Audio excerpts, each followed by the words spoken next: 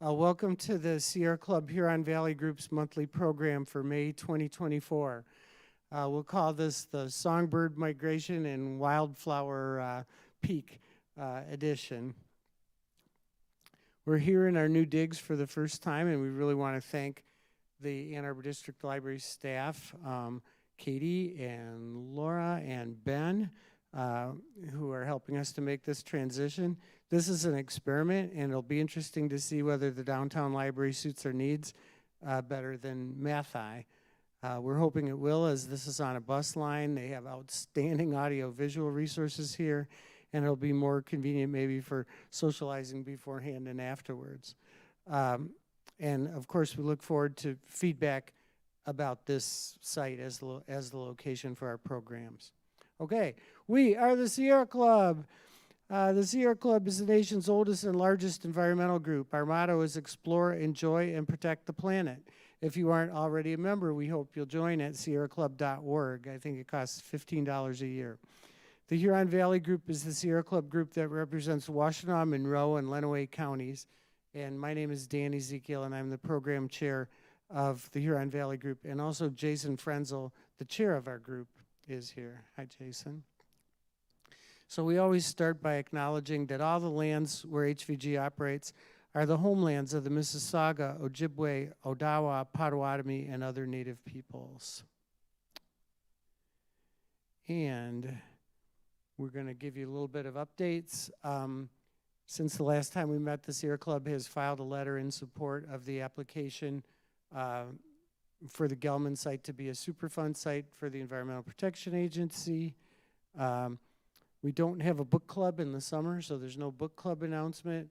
And the book club needs a new leader. So if you want to be the leader of the Sierra Club's book club and get to read an interesting environmental book every month, and I'm sure the library will rustle up copies, let one of our leaders know. And speaking of which, we're going to have a big changeover in our leadership. Both Jason and I will not be running for re-election to the executive committee.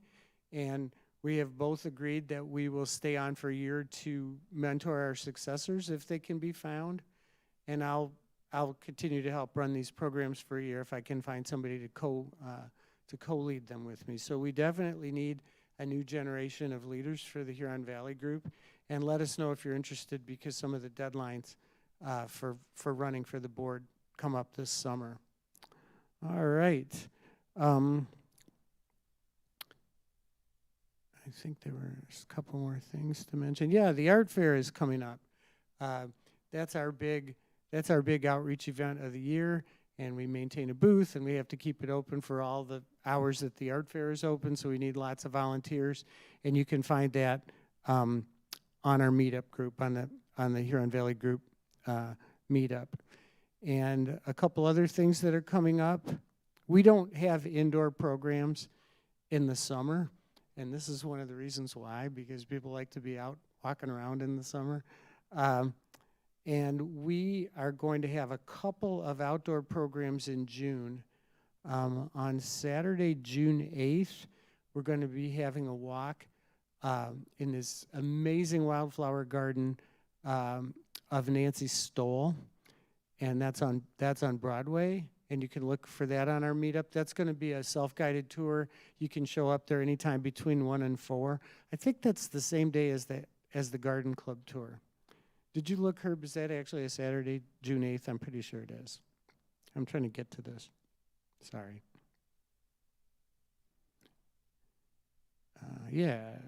Nancy Stoll. Yeah, Saturday, June 8th, between 1 and 4 o'clock, 1314 Broadway Street. Just show up anytime between 1 and 4. She has hundreds of different Michigan native wildflowers. And then on Tuesday, June 18th, from 7 to 8:30 p.m., we'll have a tour of Blue Spring Farm. Blue Spring Farm is a small market farm growing fresh organic vegetables, flowers, fruits, and eggs. Farmers John and Lorraine will be our hosts. And that's at 4710 Stein Road in Ann Arbor, so inside Township, just a little ways out of town. And that'll be on our meetup. That'll be on our meetup site as well. Okay, that's enough chit-chat from me. Our presenters tonight are Cathy and Tom Reischl.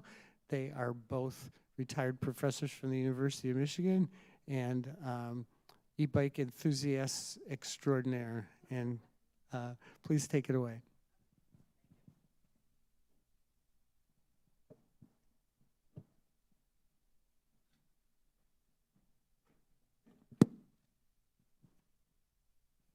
Hi, I'm Cathy.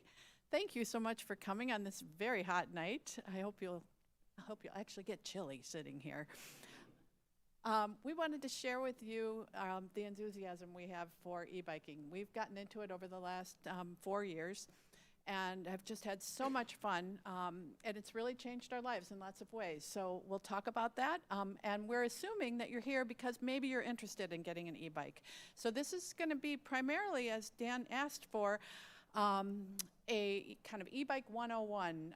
What is an e-bike? How are they different? How are they similar to regular bikes? And then we'll talk a little bit about riding in Michigan, what the laws are, how you get access to information about that, and then riding in Ann Arbor, and then also looking up and finding amazing trails to ride on all across the country, and we've been riding in Canada and New Zealand as well.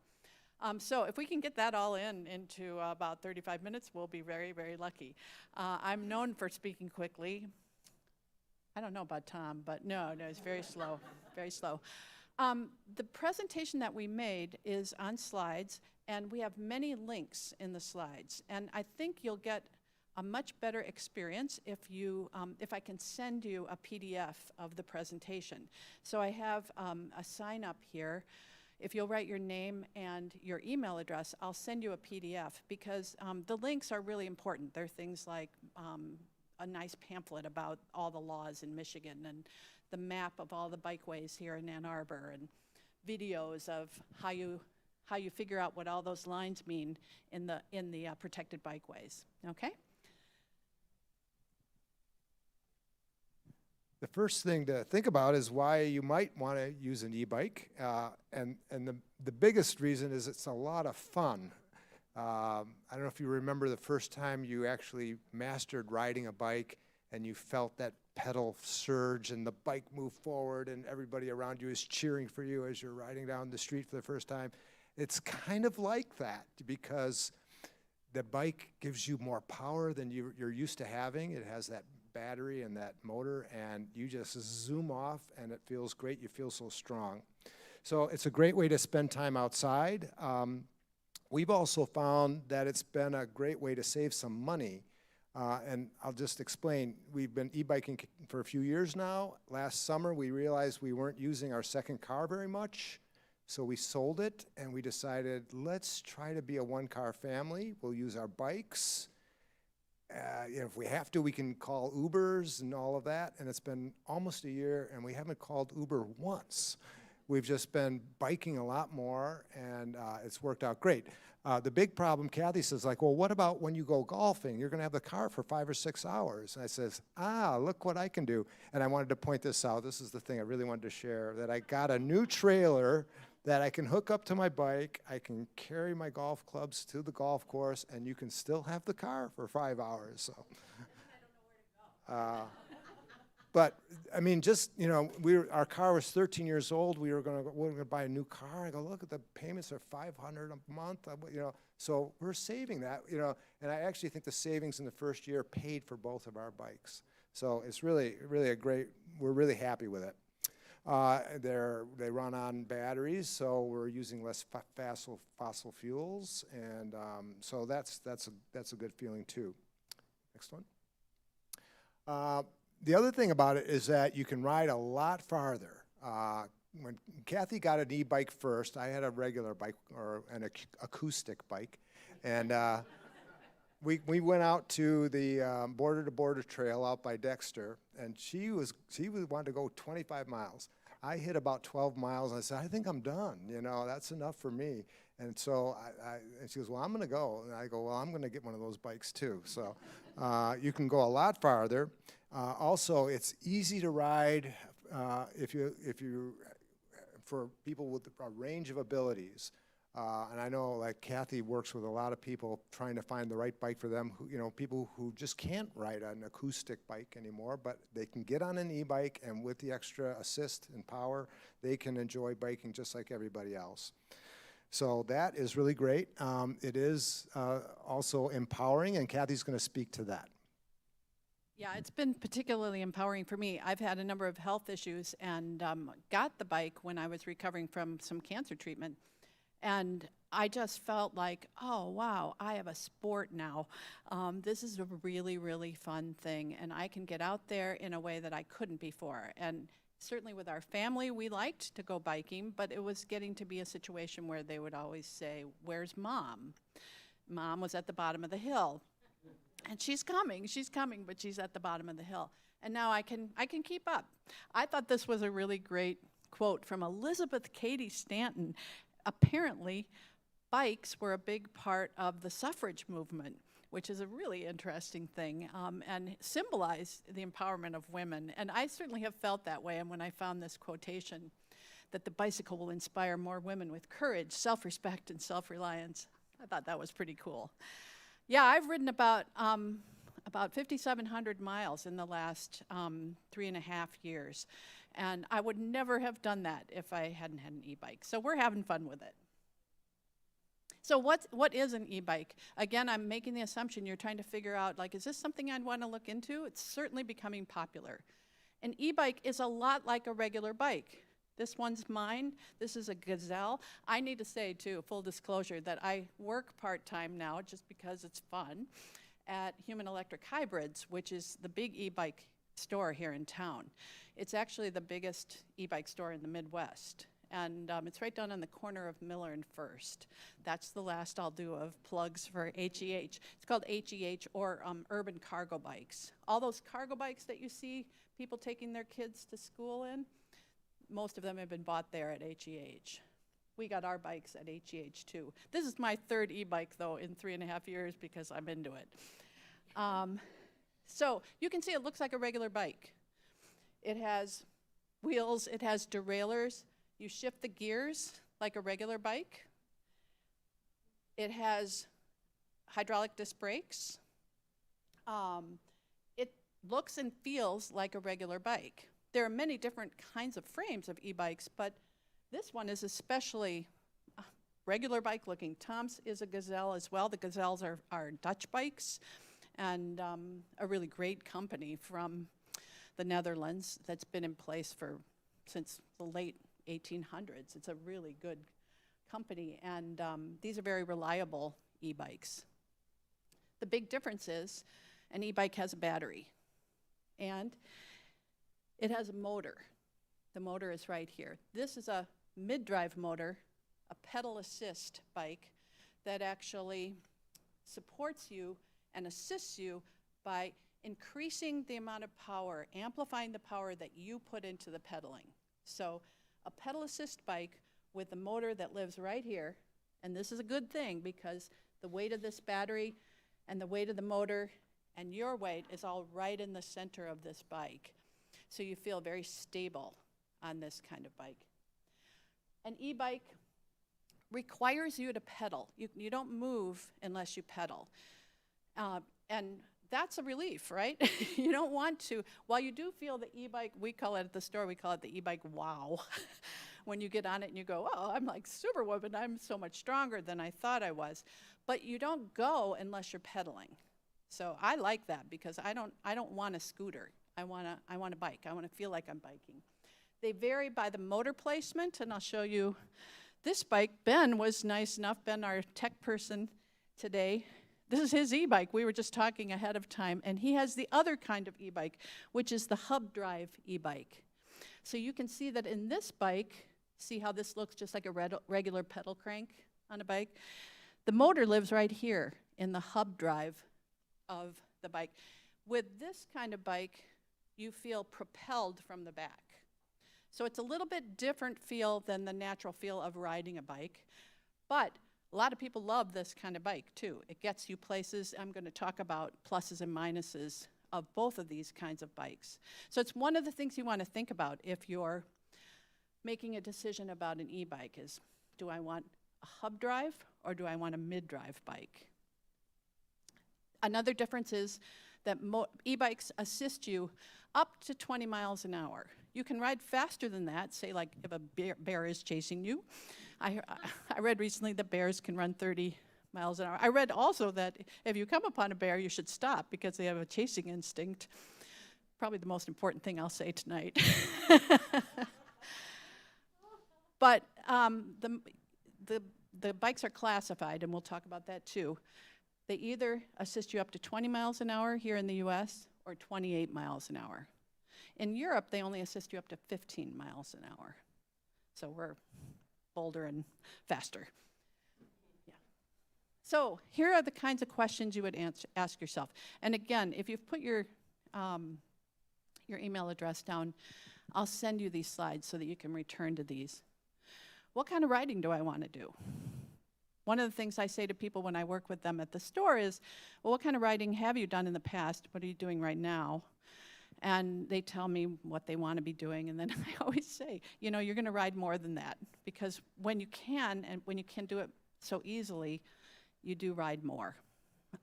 We rode pretty much, except for January, we rode almost all winter this year, and we've never done that before. Not when it snowed, you know, not with ice on the streets, but almost. And this was a warmer winter here, but it was cool that we could do that, and they cleared the bike lanes, and we could do it. How much assist do you want? Do you want a bike that's very powerful, or do you want a bike that just gives you a little bit? How far will I be typically riding? I asked Ben about that. He said he just rides 1 mile here and 1 mile back to his apartment every day. We just rode about 55 miles on last Thursday and Friday, so we want bikes that have good range, okay? Does the weight of the bike matter? These are heavy bikes. That's one of the things you have to deal with. They're heavy. They weigh between, I think probably the lightest e-bike out there is probably about 34 pounds. These are about between 55 and 58 pounds. I don't know what the Magnum is, but I think it's even more than that. I think it's about 62. So you have to get used to that weight, and you have to take that into account. Do I want to be able to carry a passenger? There are lots of kinds of bikes where you can even carry adults on the back. Cargo, groceries, camping gear. You want to try them out so that you get that contrast between the rear hub motor and the mid-drive motor. You understand what that feels like, what those differences are. And you want to say to yourself, do I like the look of the bike? You know how bikes are like friends. I mean, if you're here, you probably have had a bike that you love or you have loved. I know I had one in 3rd grade that looked a lot like that bike. And I had to get a blue one, you know. I mean, I wouldn't have gotten it if it wasn't blue. I mean, you have to love your bike, you know, and then you lock it up well, too. Yeah, bikes there's something about a bike. I read I don't know who this quote is from, but that there's nothing quite as close to flying as being on a bike.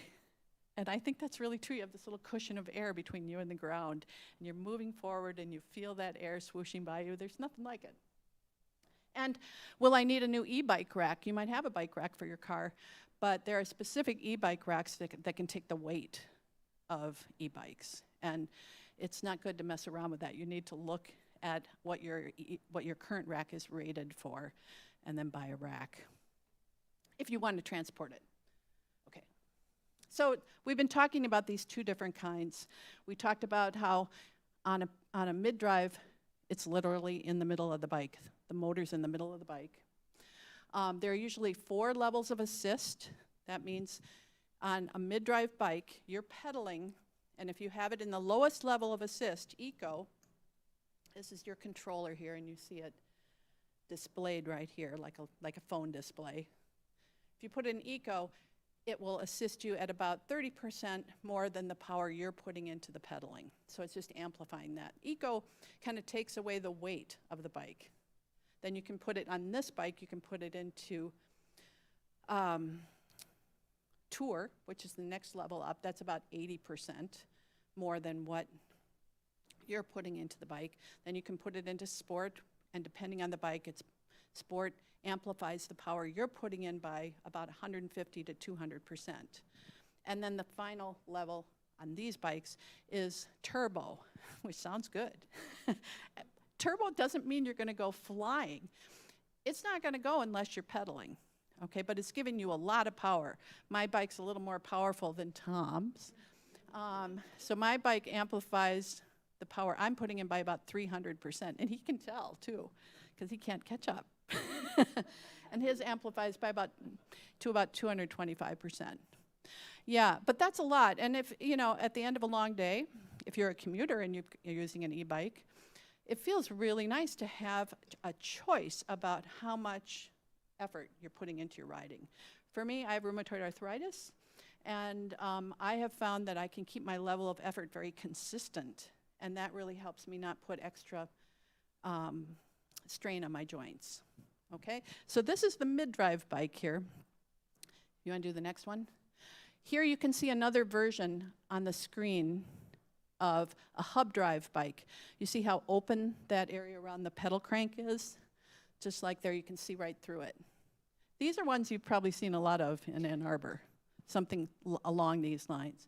They feel a lot more like a scooter. This one looks a lot more like a scooter. They usually have multiple levels of assist, and the distinctive thing about the rear hub motors, the bikes that have the rear hub motors, is that they have a throttle. So usually it's like either a little thumb throttle or something that you turn on the grip. And you can, as long as you've gotten it going with pedaling, with most of the bikes, you can just run on the throttle for a little bit, but it uses up the battery quickly. So a big difference between these two bikes is that bike probably has a 20 to 30 mile range. This bike has about an 80 to 100 mile range.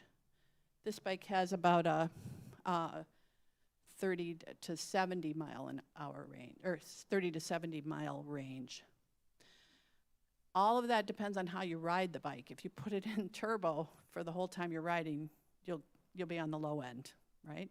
If you keep it in eco and you're pedaling hard, then you'll get more mileage out of it. And if you use your gears, you approach a hill, first you gear down, just like you would a regular bike. And then you say, be nice if I had some assistance. Oh, I do. And you press the little button. We were walking up a hill the other day, and I found my thumb going like this. I wanted to give myself a little, yeah. So those are the two kinds. Here's the pros and cons. And again, I'm hoping that you'll go back to these slides if you're really thinking about getting a bike, and you'll say to yourself, okay, what was that pro and con list again? So the mid-drive, like this one, it has a centered balance feel because of the weight, how the battery and the motor are all right here in the center, and you're here too, okay? It's smooth, consistent power. There's no jolt. There is a little bit of a jolt with a hub drive bike because, but I'm sure it varies by the rider and how good you get at using that throttle. But as you engage the throttle, you can get a little bit of a, you know. This has usually longer range, like I was just saying. And in this case, this one is a class 1 e-bike that is assists you up to 20 miles an hour. And so this one is allowed on most trails. Okay, class 1 bikes, if you're thinking primarily I'm going to ride on trails, a lot of people say, well, I want to just ride on the B2B trail, or I want to be able to go to the Metroparks and ride. Then you might want to think about primarily a class 1 bike. Yes, you will see class 2 bikes and class 3 bikes on those trails, and you don't see anybody arresting anyone for doing that. But most of the area trails and most of the trails in Michigan primarily allow class 1 bikes, and in some cases allow 2 and 3 too. And we'll talk about what that is. The con is for mid-drive bike is they are more expensive. And they're more expensive for a number of reasons, but primarily because the motors are more complicated. In order for that motor to sense how hard you're pedaling, how fast you're pedaling, what your cadence is, and then automatically be adjusting the assist, it's a complicated machine. It's a really clever, complicated machine. So it's more expensive. These bikes have Bosch motors. You've probably heard about batteries starting on fire. as you're considering an e-bike, you want to think about getting a bike that's good enough quality that the batteries are UL listed or otherwise inspected. You don't want to get a battery that's so cheap that if you leave it plugged in, it's going to start on fire. We've never had problems with any of these Bosch products doing that, but those stories that you read about bikes starting on fire in New York City are usually from really cheap bikes that were used by delivery people and who needed to buy a cheap bike at the time. But all of that's getting more regulated now too, but it is a consideration. You want to be thinking about getting a good enough quality battery and motor so that you won't have issues with that. No, it's not like a Prius. I know, that would be really cool. Or the braking, the regenerative braking. There are some e-bikes that can do that, but they're few and far between. Yeah. On this bike, though, it doesn't. You'd have to have a very expensive bike to get that. The hub drive bike, the Pros, they're much less expensive. You have the throttle for bursts of power. So some people like that because at an intersection, like at the intersection of 7th and Huron, if you're on the 7th Street going towards Washington Street, that's hard right there to get going, and it's nice to have a little throttle. But you can do the same thing with a mid-drive bike by just getting that pedal up and pushing it down, and you don't have to kick off with your leg like you do with a regular bike if you're going uphill. That'll engage the motor as soon as you push down on that pedal. The cons are the hub drive bikes. They're cheaper. They come in lots of different styles, but they're often heavier. They have less range, as we were talking about. And they sometimes have difficulty on hills. They're not quite as strong. And on this kind of bike, if you're going up a really long, steep hill, you can just pedal harder. And you do get exercise as you ride these bikes. You get a lot of exercise riding these bikes, and you make choices about how hard you want to work. And sometimes hub drive bikes aren't allowed on trails if it's a heavily regulated trail. So when you go and you find a trail, you want to look up information about that trail. They almost always now have a paragraph online about the trail, or in a thorough description of the trail. They'll say, what are the rules about e-bikes? Okay. You'll read online that e-bikes are organized by classes. So a class 1 e-bike assists you up to 20 miles an hour and it has no throttle. That's like this, okay? A class 2 e-bike, like that one over there, has a hub drive and a throttle, okay? It also does some pedal assist. It's assisting as you're pedaling, but it's the nature of that assist feels different, feels a little bit more like a push from the back. A class 3 bike assists you up to 28 miles an hour, okay? And it also doesn't have a throttle. The class 3 bikes are typically mid-drive bikes, okay? So as you're looking to buy an e-bike, you want to make sure you know what the class of the bike is, and you want to think about those questions again. Here's an example of the links that are in here. This link I've put in for People for Bikes. That's an excellent website. So if you're traveling and you want to take your bikes along, which we always do now, so fun and easy to find trails. If you look at the People for Bikes website, they have a state-by-state listing of what the rules are in those states for state parks, and usually can link to those state parks and find out lots of information about the individual trails, and if there are any regulations. If you've bought a class 2 bike and you want to find out, can I ride my class 2 bike on the mountain biking trails, you can look and see from that site, People for Bikes. Okay. And then people are always curious about how much e-bikes cost. You can buy an e-bike. I put $600 here, but I was looking at Walmart, and I was seeing you could buy an e-bike for $458. Please don't do that. I mean, it's going to get junked. I really think it will. The problem with buying a really cheap bike is it's very difficult to fix them. They typically, it's difficult to get parts. If you don't buy them locally or from a dealer, then you don't have any place to take it to get it fixed. And these are these are bikes that are using lithium batteries. We don't want to waste things like that. That's some pretty serious environmental damage if we're throwing stuff away like e-bikes.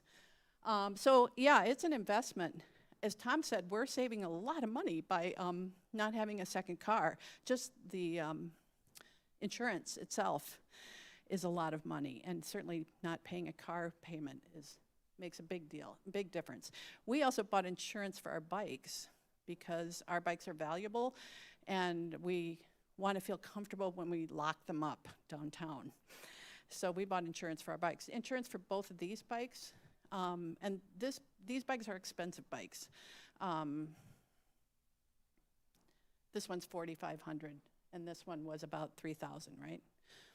I think Ben was telling me he got his used, but I think new that bike is about $1,400. Yeah.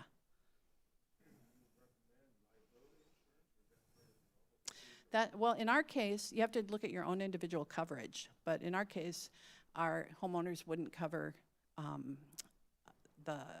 bike being stolen, but it does cover liability. Yeah. So, and it really varies. Really varies. So you can pay $600, you can pay $10,000 for an e-bike. They're amazing engineered e-bikes that just have unbelievable features on them, like anti-lock brakes and automatic transmissions and things like that. Even my bike has an automatic feature for the levels of assist. So whenever I ride downtown, I put it on automatic, and then I don't have to think about changing the level of assist. I still gear up and down, but I don't think about changing the level of assist because I want to pay attention to traffic. And where do you get e-bikes? So almost all the local bike stores have e-bikes. Like bike stores that sell Specialized have a Specialized e-bike. And they usually have 2 or 3 models in the store. You can go there and ride them. HEH has many, many different brands and lots of different sizes and different brands. And they have both hub drive bikes, but mostly they have mid-drive motors. The nice thing about going to a local bike store, of course, is to test drive them, because you really want to get a feel. You want to get on a bike. I do, at least, before I buy a bike. And really test drive them, take them out and ride them on hills so that you can see, like, is this thing really going to assist me to get up a hill? Because they vary in levels of power. Yeah, it's a big deal to not be able to find service for your bike. And the test drive issue is another thing about getting bikes online. That said, some people have had great success buying bikes online. And it's helpful if you know someone who has one, who's had that successful experience, so you can ride that bike first. So, okay. And what makes them more or less expensive? People always say, well, why would I spend that much money? Well, what are the things? The quality of the frame, the quality and the size of the battery and motor. This bike's more expensive because it has a 625-watt battery and a bigger, more powerful motor. The quality of the components, just like with a regular bike, the derailleurs, the brakes, the pedals, the seat, all the features of the bike, if you've got really high quality elements, they're just gonna up the price of the bike.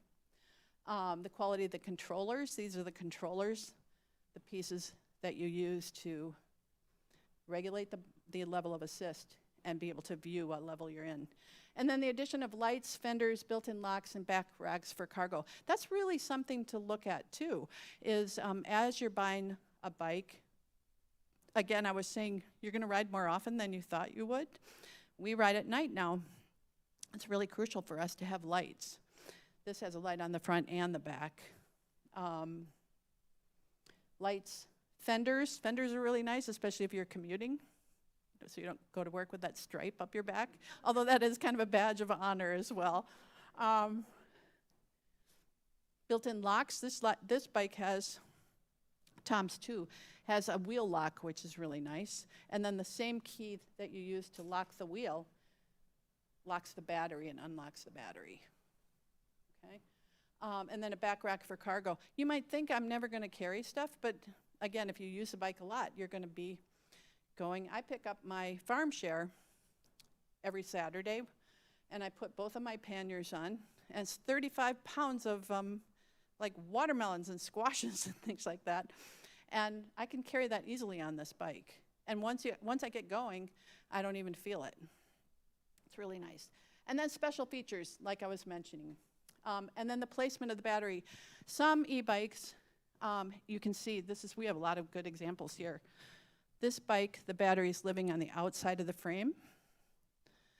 Bikes that have integrated batteries, here's the battery right here, have been designed to be specifically e-bike frames.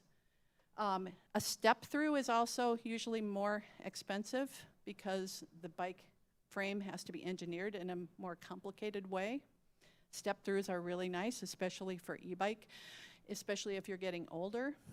And if this, again, is a way I think about like investing in an e-bike, is these frames are guaranteed for, they're warranted for 10 years. And it is going to last a long time. And I'm not going to get any younger. So being able to step through on a bike that's heavier and be able to stand at an intersection for me and feel comfortable that I just am not going to feel caught on my bike, I like that a lot. So all those things make e-bikes a little bit more or less expensive. So these are the questions again. These are the questions. And if you'll take just a second and turn to somebody who you probably don't know here and just have a moment of saying like, okay, this is what this is making me think about what I might want to look into. Could you have just a quick conversation? Just right where you are, you can turn around or move and talk to someone.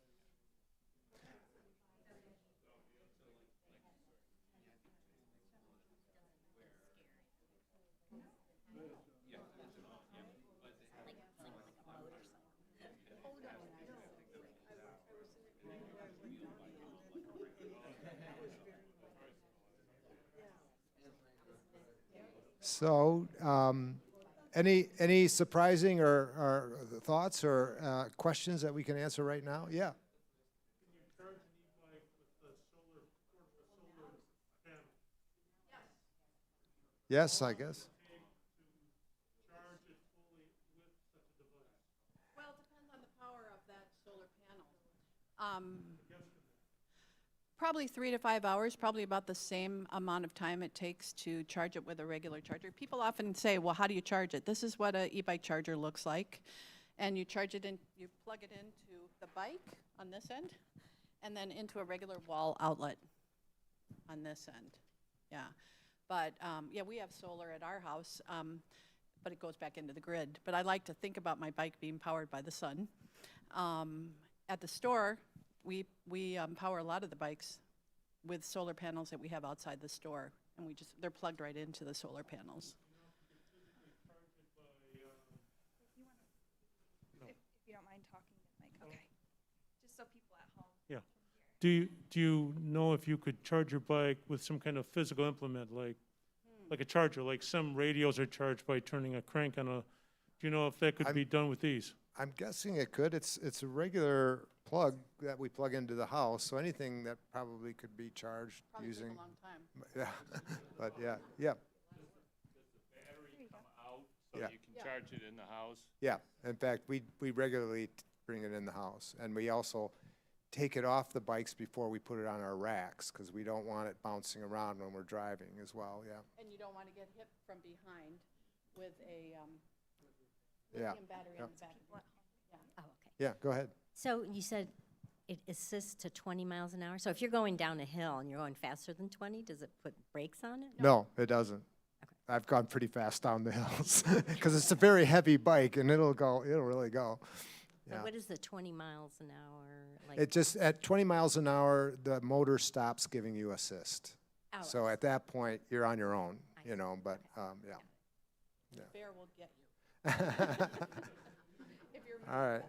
Well, there is a lot of information, and luckily you'll get a copy of this. But so we'll move on in the presentation now about where to ride. The other thing I wanted to point out is that there's a really great resource from the League of Michigan Bicyclists that's available to anybody, and it gives you really a lot of guidelines and information about the laws in Michigan for bike riders. But there's a lot of great guidance here too about how to safely ride so that drivers of motor vehicles know what you're going to do, that you know that you're aware of what they're going to do. One of the things that I have found, especially riding through the city now, with a faster bike, I want to go faster, but I really have to pay attention. That, you know, I can't just zip down 20 miles an hour and be able to stop really fast, so I got to make sure I'm anticipating where I'm going to need to stop. If I'm in one of the dedicated bike lanes and I'm coming up and a car is slowing down, is about to make a right turn, I better stop, because that car's not going to see me and is going to make a right turn, and if I keep going, I'm going to get hit. So there's a lot of things that are worth paying attention to, and there's some really good guidance in this manual.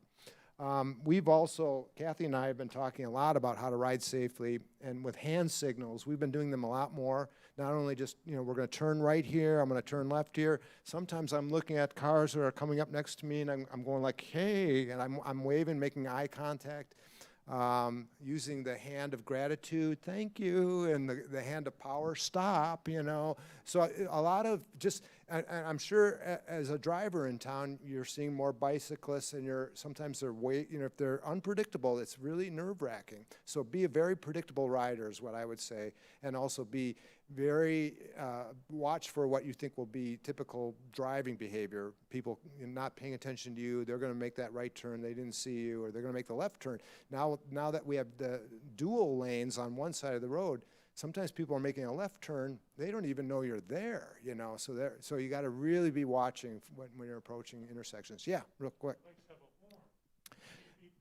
We have bells, but we don't have horns. They're really useful on the trails as we're passing walkers or slower bikers. But we don't have horns. Yeah. So I wanted to point that out. Next slide. The other thing is that we've learned having a lot of great reflection on really helps. I wanted to show you the bike helmet that I got for Christmas because it's really great. Check it out. And in the front too. So that really feels good and sometimes drivers are just kind of looking at me like they're hypnotized or something, but they know I'm around, so I like that. Cathy, I gave Cathy for Christmas, I don't know if we're going to be able to demonstrate it there. Can you turn that off for me? I gave her bike pedals that light up. So they light up and they're moving and they're lit. You know it's a bike. So there's really a lot of great things in addition to just wearing reflective clothing and having good lights. So that's really good. Yeah, next. Here's another great resource. You can look at this after the presentation. There's a really great map that has all the trails in the city of Ann Arbor and in Washtenaw County. So that's available as well. And a lot of good guidance here that I've been talking about being predictable, obey all the laws. I do get a little frustrated when I see bikers out there just plowing through red lights or through stop signs. I'm going like, dude, man, that's so dangerous. So, but anyway, so don't do that if you're out riding. Okay, next, Kath. Oh, let's watch a quick, I'm going to introduce this video. This is produced by the city because we have all the new dedicated bike lanes, all the green lanes and all this kind of stuff. And a lot of people aren't sure what this is about or how to ride on them. This is a great 3-minute video. Let's watch.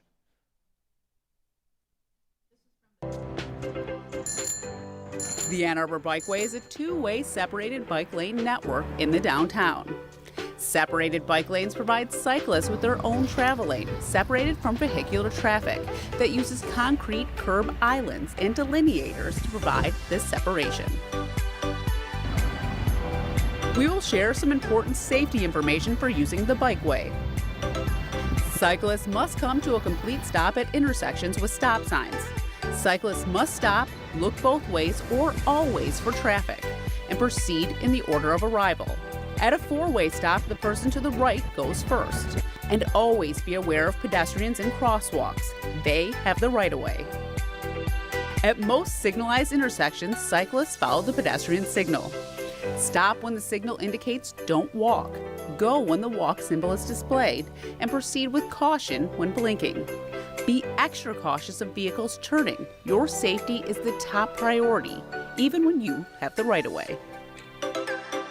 Where the bikeway crosses Huron Street, cyclists follow the bike signal. Stop when the signal indicates a red bike, and proceed with caution when the bike symbol is yellow. Two-stage turn boxes are another element you will find at signalized intersections. These boxes provide a safe location for cyclists to wait before turning and crossing the street. There are 2 steps to using the turn box. Step 1. When the pedestrian signal displays the walk symbol, proceed to the turn box and position your bike in the direction you want to proceed. Step 2. Proceed through the intersection when the walk symbol is displayed. You will also notice green stripes on the pavement in many locations along the bikeway. These markings indicate a conflict zone, typically a driveway entrance. This will alert people in cars and on bikes to watch for other users. Use extra caution when you see these green markings. Whether you are an experienced cyclist, new to biking, or a family with young children, the Ann Arbor Bikeway provides a safe and comfortable place to ride for people of all ages and abilities.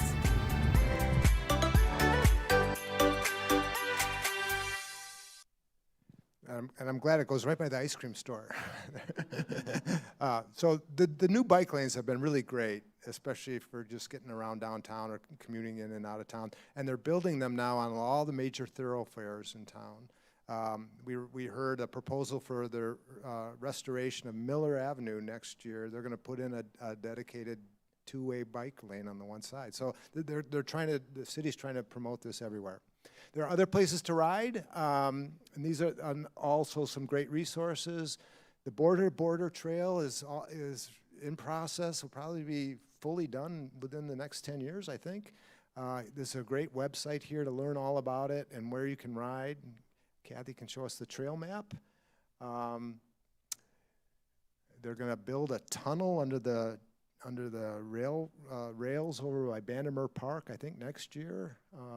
So anyway, it's great. It goes all the way to Ypsilanti and eventually it'll go all the way out to Chelsea. So that's a great place to ride, but there are other really nice local trails here. And then throughout Michigan, the ones out here on the right-hand side are trails up in Michigan. These are all links to those trails so you can learn more about them. And then I'm going to hand this to Cathy because she's done a lot of great planning for bike trips that we've done together, and she's going to tell you a little bit of resources that she's used to do that.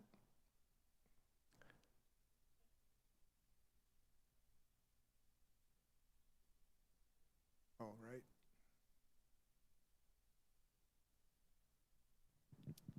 And again, if you look at the PDF of the slides that I'll send you, or if you're actually watching this on the stream or as a recorded version, you can email me at Cathy.Reischl.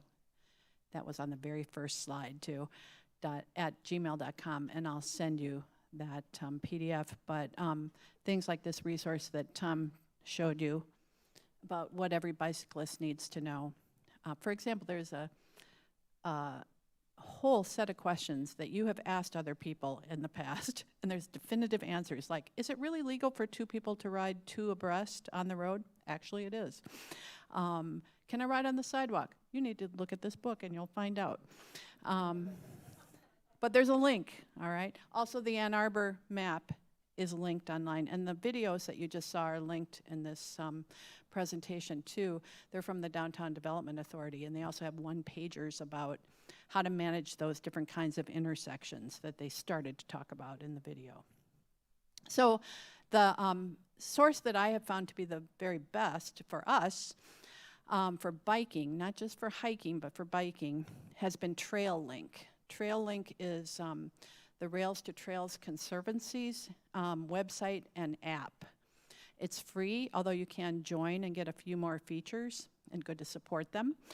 TrailLink is an app where you can look up either an area where you're going to be, and it'll show you all the trails that are in that area in the US.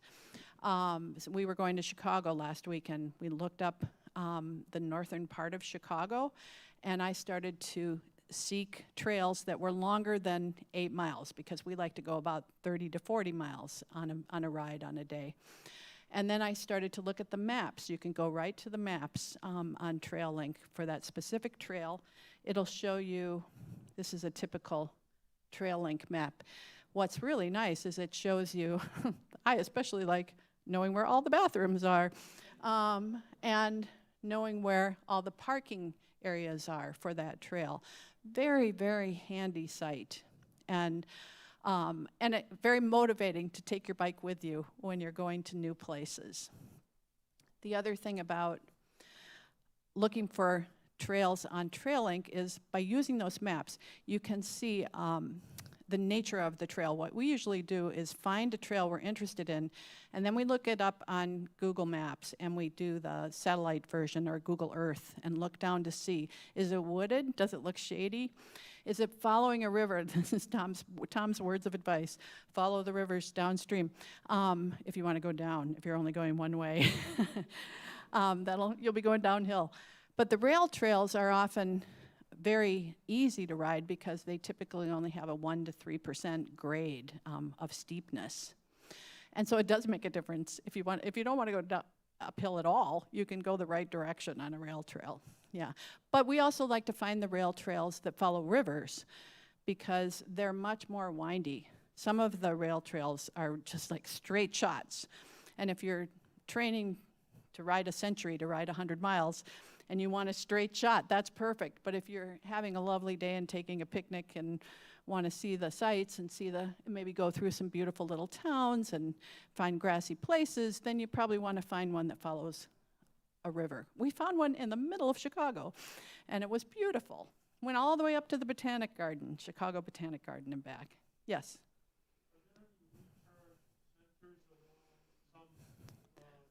They're starting to be, and I'm sure Rail Trails is probably going to have a little icon for that now on these maps. When we were, last year we rode the Petit Champ du Nord in Quebec, which is up in the Laurentian Mountains. It's about a 127-mile ride. You can take a beautiful, very efficient shuttle. They'll put your bike on the back and you get in the little bus. They take you up to the top of the trail, and then we took 3 or 4 days to ride down. Stayed in little inns along the way. That's a good vacation. That's a really fun vacation. We stayed in the cheap ones too, and there was amazing French food everywhere we were, and it was so much more fun than any other trail because we did it in French, you know. We don't speak French. That made it even more fun. But yeah, on that trail, we saw recharging stations. It was Canada, you know, they're always like, in my view, they're often one step ahead of us for things like that, being outdoors. Look up TrailLink.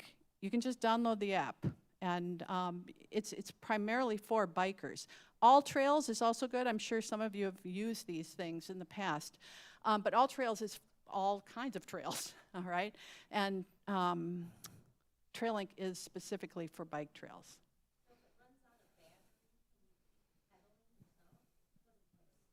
Yes, yes. It's a very heavy bike. It's not as much fun. It's, yeah. We've actually never had that happen. You have?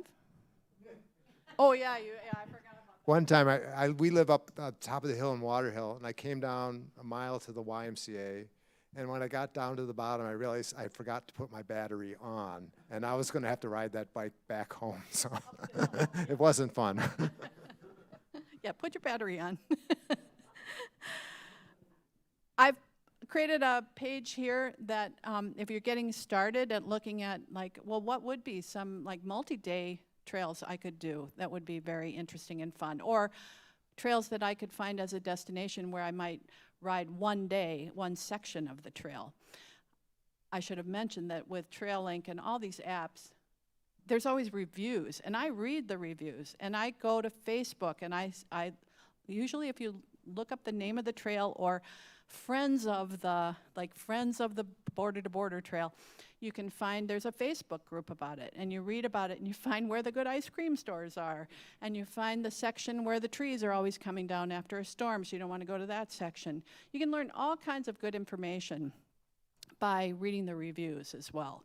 I also write the reviews. The trail we rode in Chicago this afternoon, I was writing a review for it because I really make use of those reviews, and I feel like it's sort of a responsibility to also write a review for somebody else who's using those. So if you're interested in these links, when you get that PDF, you can look up these articles about what are the best trails in the US. I like to ride trails because I feel safe on them. Certainly you have to be vigilant, but it is fun to have it's relaxing to not worry about traffic. That said, it's very, it makes you feel empowered and self-assured to be able to ride in town as well and do the things you need to do, or go and visit the friends you want to visit on your bike as well. And e-bikes are pretty versatile that way. We're almost done. Again, I talked about social media recommendations, and I just gave you a couple of examples here. That's it. That's the enjoy. If you have a question and you'd like to come up and talk with us about the e-bikes in particular, what we'd love to do, they're going to turn off the live stream in just 1 second, and we're happy to. Oh, talking about locks. We'll talk about that locks before we stop. So our bikes have wheel locks. They're really nice, like if you go to the farmer's market and you can see your bike and you just lock that wheel so the back wheel can't move. Nobody can jump on it and ride away. But if you would never leave your bike with just that wheel lock on. They call it a cafe lock. We usually use a U-lock or a heavy gauge chain lock, and we usually lock them to bike racks that are connected to the ground. Actually, our insurance requires that you've got it locked to a bike rack that's actually connected, cemented, or bolted to the ground. If you just locked it to a tree, a tree is pretty connected to the ground. That probably counts too, but but we're careful about where we lock. The other thing that I've learned by reading a lot of stuff online is to park them in very public places. I always thought before, oh, well, I'll put it in this alley and no one will even know it's there. But in fact, you want to have it in a very public place. So somebody who's got one of those saws, and they can certainly saw through all of these things, they're not going to want to do that if it's right downtown on Main Street where all the restaurants are and people are sitting outside, you know. Yeah, where did you find insurance specifically for the e-bikes? Yeah, I looked online there was a group, a Facebook site for the kind of bike that we have. There's Facebook sites for most of the different brands of bikes. And people were always asking that question, where did you get insurance? I don't really want to recommend a particular company, but I was looking to see what people had asked about that, and then I was finding what the recommendations were. And I looked at 4 different possibilities and just chose one. We haven't had to ask for, we haven't lost anything. Other than chains and tires, what kind of maintenance? Oh, I'm glad you asked that question. Is it expensive? The maintenance is exactly the same as a regular bike. So like we clean our chains. We have to watch the brake pads to make sure they don't wear out. You can take it in, we usually say at the store, 800 to 1,000 miles, take it in for a tune-up. The only thing that is slightly different is sometimes the systems for the bikes, just like with your phone, how your phone gets updated. Sometimes they update the systems on the bikes. These are Bosch systems, and they're always improving them. So some bikes that are more expensive have the ability to link up to your phone. This one does. That one doesn't. So if you took it in for a tune-up to the store, I could just get the updates on this bike. That bike, we would have to take it into the store to have it updated, anything that had been changed on the controller. But the maintenance otherwise is very similar, and you can actually take it to a regular bike shop to have it tuned up. But the motor doesn't require any routine maintenance? Nope. How No. often do the batteries need replacement? Oh, well, it depends on how good the battery is. These Bosch batteries, in their materials, they say 500 charges. 500 charges is a lot. They don't give you a specific number of miles because they can't really. I don't see batteries coming back in very often. So, yeah. What's a replacement battery cost? Batteries are one of the most expensive parts of the bike. So they're, a battery like this one would probably cost $800. A battery like that one would probably cost $600. On the Magnum, I think it's about $500. So that is one of the most expensive parts of the bike. Yeah. Well, first of all, let's have some recognition for Cathy and Tom. That was just sensational. My take home is going to be the word acoustic bikes. I really love that. I'm not quite there yet, but I mean, I'm still acoustic, but I can see the electric coming in my future. I had neglected to mention one thing, and I'm sorry to do that, and then I'll hush up, and then people can come up and mill for a few minutes before they kick us out. I neglected to mention, in election years, the Huron Valley Group, we write letters to so-called low propensity voters, who are people that are registered to vote but don't always vote. And we do it on the second Tuesday of every month, and so the next one is going to be on June 11th, and it'll be at the Argus Farm Stop, the one that's at the corner of Packard and Dewey, and it's down in the basement.